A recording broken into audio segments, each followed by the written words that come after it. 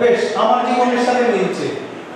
আমি Guy's Hospital, Saint Thomas Hospital, Royal London Hospital, এই প্রত্যেকটি হাসপাতালে উডল্যান্ডস না, যেগুলো পৃথিবীর শ্রেষ্ঠ জায়গা, যেখানে অমিতাভ বচ্চন, দেবানন্দের চিকিৎসা হয়, সোনিয়া গান্ধী, সচিন তেন্ডুলকারের কিছু হলে নিয়ে যাওয়া হয়, সেই হাসপাতালগুলো সিনিয়র কনসালটেন্ট।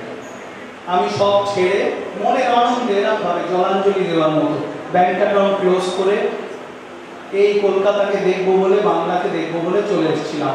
এরকম অদ্ভুত পাগলামি আর অদ্ভুত দুঃসাহস আজ অব্দি কেউ দেখায়নি। তাই তারপর থেকে সবাই আমায় জিজ্ঞেস করে, স্যার আপনি ডাক্তারি আর করছেন না?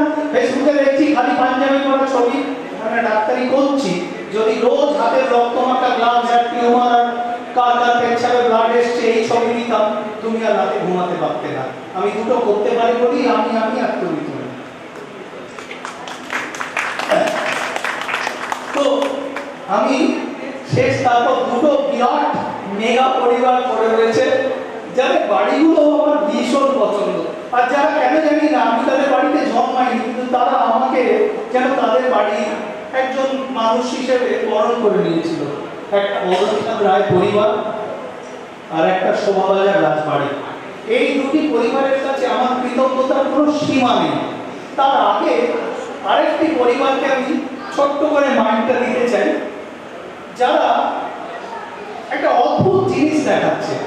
এই যে ছেলে আর মেয়েদের যে ব্যালেন্স, মেয়েদের মধ্যেও এই লবঙ্গ লতিকার মতন মেয়ে শুধুই সারাদিন সেলফি তুলছে, সাজে ঘুরছে, আর এমন মেয়ে যে ক্যারাটেতে মেডেল পাচ্ছে, দুটো দুষ্কৃতীকে মেরে দাঁড়িয়ে দিচ্ছে, তারপরেই মডেলিং করতে চলে যাচ্ছে, তারা দারুণ লেখাপড়া করেছে, তারপর আবার প্রফেসর হয়েছে। ঠিক তাদের পূর্বপুরুষেরই মতন। বিকে পাল, এই একটু আস্তে কথা বলুন দাদা, আস্তে।